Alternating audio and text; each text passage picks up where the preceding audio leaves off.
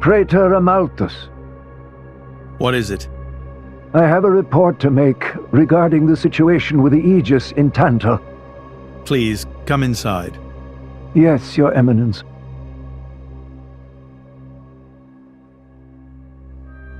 So, Jin finally has his hands on the Aegis. It seems the boy wasn't good for much after all. Unless he can find what is lost. Your Eminence? Hector, Yes? prepare the ceremony. At once, Praetor.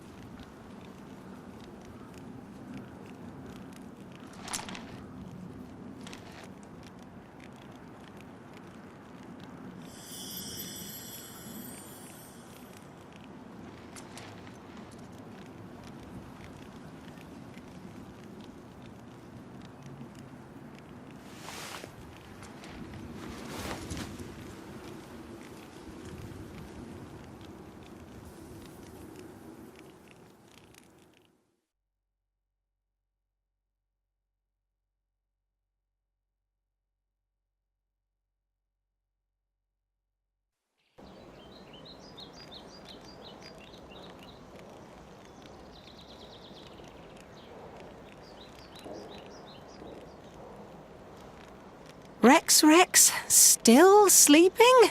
It's 2 days now. His injuries were quite severe. The worst is over, but his body needs time to recover. He'd better get well soon, or...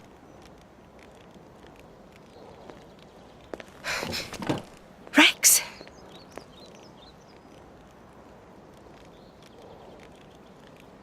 What's that? I'm leaving. But where will you go? Good question. Can't live on Gramps anymore. Maybe I'll head for Argentum.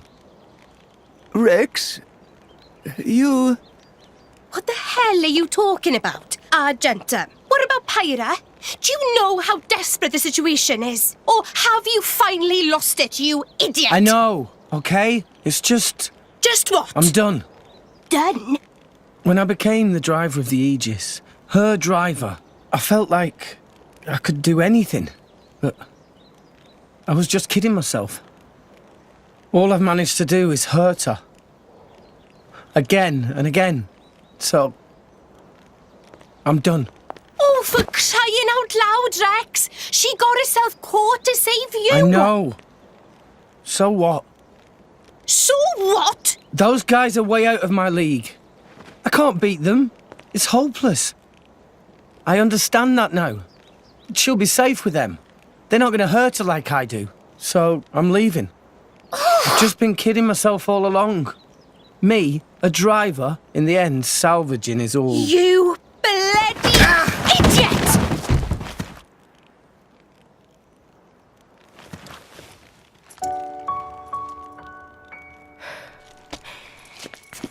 Hurts, yeah? But that pain's nothing compared to what Pyra must be feeling right now. She went with those bastards knowing full well how much it would hurt. For our sake, not hers. I get it, I know. But what do you want me to do? I couldn't even slow him down. Even the Artifice's attack couldn't touch him. What chance do I have against a guy like that?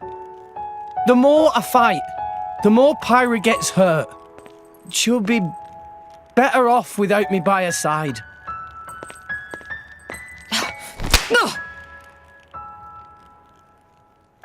Do you actually mean that? Do you not have the slightest idea how it felt for her to leave you? With me here, he'll suffer even more, lose even more. So maybe Rex is better off without me. Rex and the whole world, they don't need me. That's just how it feels. Pyra thought you'd be better off if she was dead. Did you know that? She is planning to sacrifice herself to defeat them. Huh? You drove her to this, but here you are, giving up! You said you'd get Pyra to Elysium, didn't you? You'll eat your words just like that! Hey, Mum, Dad, it's been a while. A ton happened, you know? I became a driver. And this girl is Pyra, my new partner. I know you'd love her.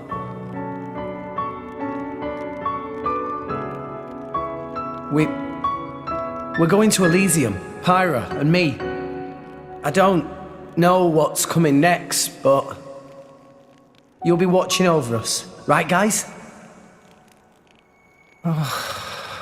Forget it. We'll rescue her on our own.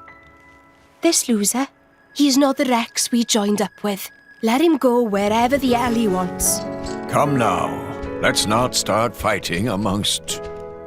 Let's give them a chance to work this out, shall we?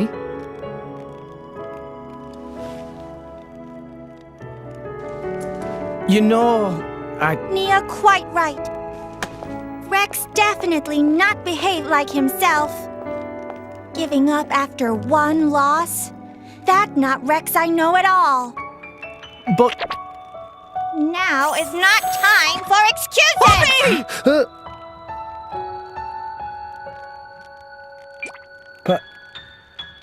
Poppy? Poppy is hurt to see Rex like this. Poppy and Master Pun are not real Blade and Driver. So Poppy and Master Pun looked up to Rex lots. Rex worked very, very hard to get this far. When Rex tries hard, Poppy and Master Pun try hard. Rex like bullseye we aim for. Without Rex, we not know which way to go. So please, Rex cannot give up and stop here. Poppy.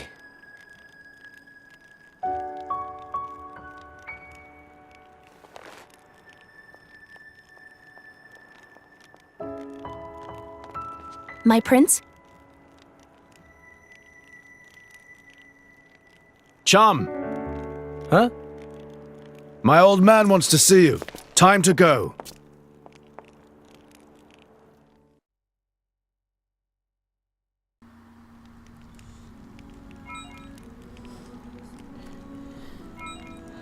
Hello everybody, this is Prince of Somnia, and welcome back to more Let's Play Xenoblade Chronicles 2.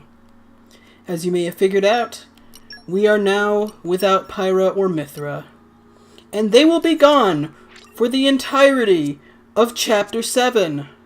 You cannot use them or their field skills for the entire time they're gone. Which sucks. Anyhow, before we really go anywhere else, we're gonna head on over to the Escaldia Palace to see exactly what's what there. Now since Pyra and Mithra are gone for the entirety of the chapter, I'm subbing Zeke in because there's really no reason to use Rex at all right now. But yeah, you won't be getting them back until the end of the chapter, and since most Blade quests require her to be around, you probably want to put a freeze on just Blade quests or even side quests in general for right now. That is, assuming we're going to get them back at all.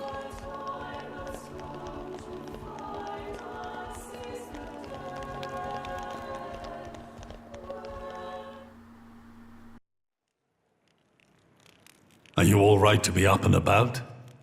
Yeah. I'm all healed up.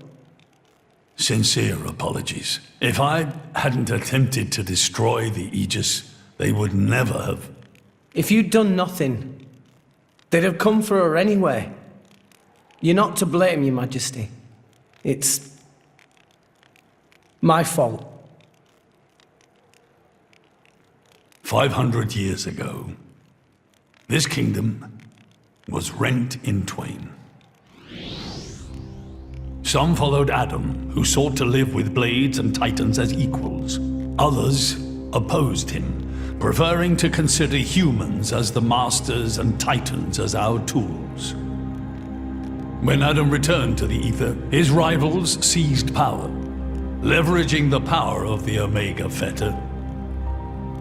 They declared themselves the Tantalese royal dynasty. Claiming they were the hero Adam's descendants. Precisely. My ancestors merely used the name of the beloved Adam in order to win over the people.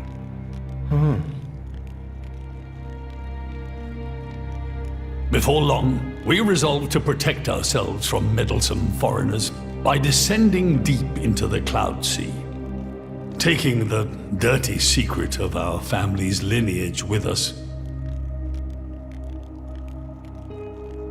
The Praetorium, for their part, did not protest. Can you guess why? No. They offered to stay silent in exchange for a certain resource. An annual tribute comprising a fixed quantity of core chips. I have something I wish to show you. What is it?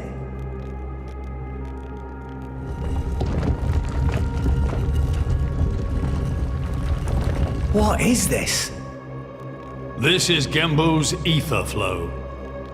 The Titan draws in the fabric of the Cloud Sea and uses it as a source of energy.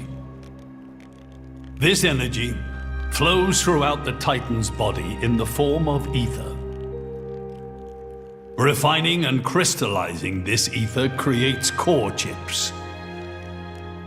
This process is what you see before you. So, in other words, you're siphoning away a portion of the Titan's energy. Our cold climate and poor harvests, they are the unfortunate side effects of this process. I think I'm beginning to understand.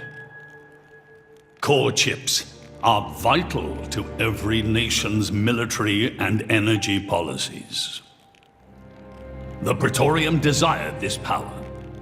How come? Allrest at the time was in crisis.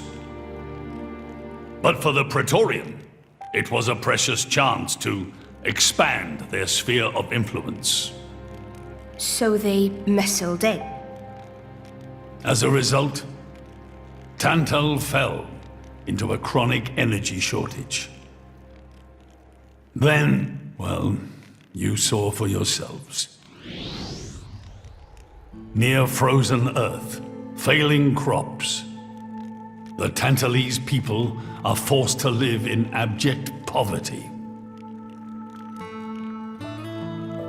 So why not just leave the Cloud Sea? Genbo can move, right? Just go somewhere warmer.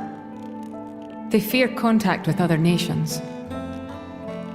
Too afraid it might expose the truth behind the legends they spun about Adam.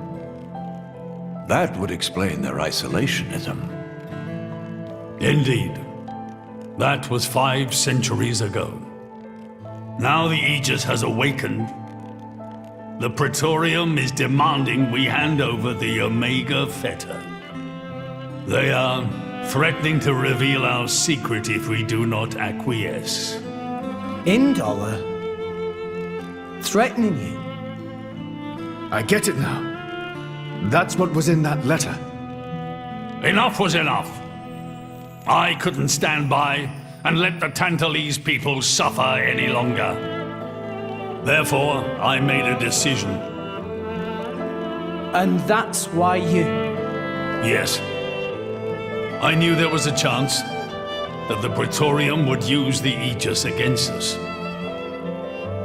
But if I could neutralize her power, perhaps we would stand a chance of opposing them. And perhaps by saving my people from poverty, I could absolve the sins of my forefathers. You didn't think about using the Aegis's power yourself? Wielding such power is beyond my means. I am under no illusions. However, does the same apply to you? I felt something. When I looked in your eyes, I knew. Perhaps you are the one to whom we can entrust the Aegis's power. Father. In the end, it seems I only managed to make things worse. I can blame nothing but my own judgment.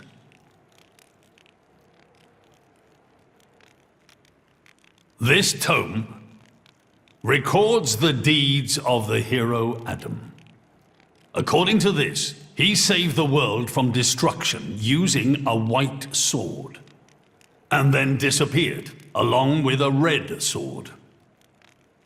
White and red? It must mean Mithra and Pyra's swords. Whoever wrote this must have had a personal connection to Adam. And, most curiously, after Adam disappeared, the author of this book went looking for something. Something? The Third Aegis Sword. There's a third? Apparently, this sword was as transparent as diamond and gave off a clear, brilliant light. But Adam went his whole life without using the sword. In fact, he could not use it. What do you mean, couldn't? The sword was simply too powerful. Even he, the legendary hero, could not contain the power it commanded. And thus, fearing its power, he sealed it away somewhere. The author therefore surmised that this sword alone was the one true sword of the Aegis. Now, Rex, you were defeated by Jin. Doubtless that man is a powerful warrior. But even so, can this be right? Can the Aegis herself truly be outmatched by a single opposing blade? Would it not make more sense to presume that you lost because you have yet to unlock the true power of the Aegis? You mean I'm the one who's been holding them back?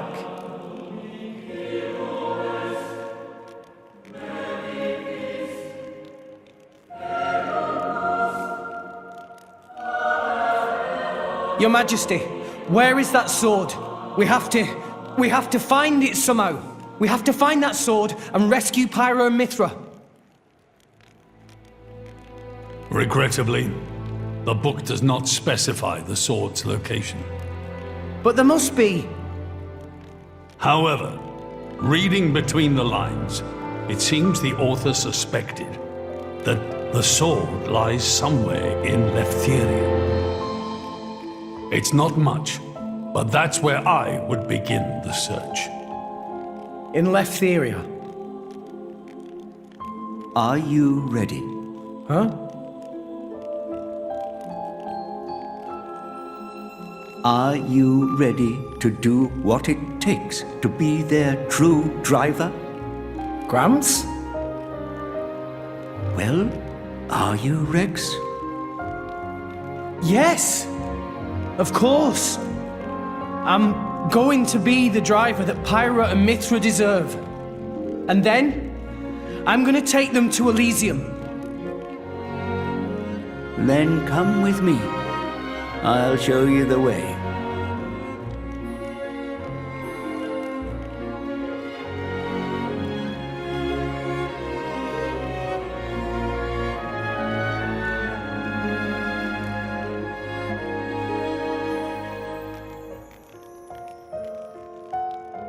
My son, Yeah?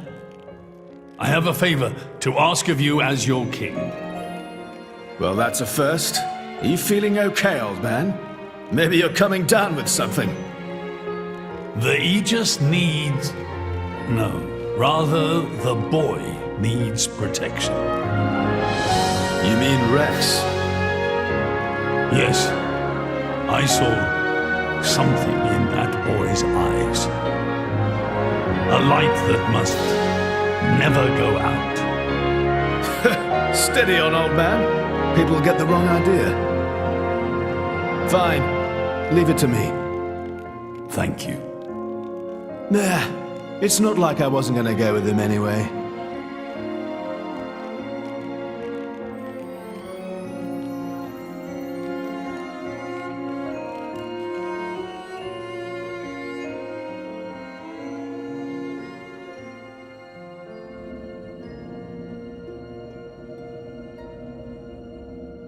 You really can't judge a book by its cover.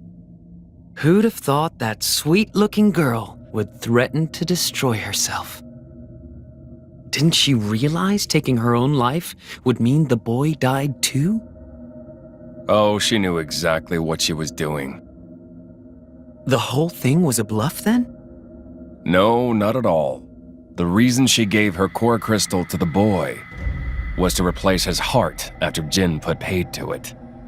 An Aegis core encodes the blueprints for all life. She took advantage of that. Incredible.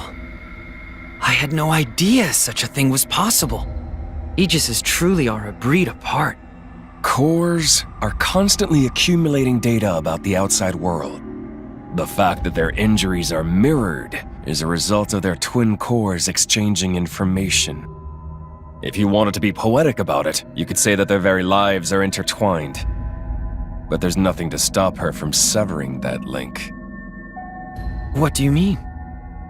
Before issuing the kill order to the artifice, she would have transferred the remainder of her core to the boy, letting him live on, heart complete. An Aegis can survive for a short time without a core crystal. Don't ask me why. It's just how we were made.